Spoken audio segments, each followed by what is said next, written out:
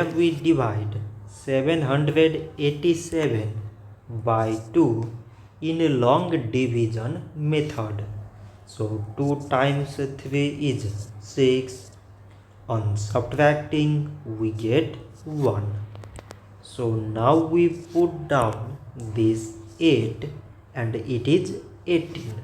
So 2 times 9 is 18. On subtracting we get 0. So again we put down this 7 and 2 times 3 is 6.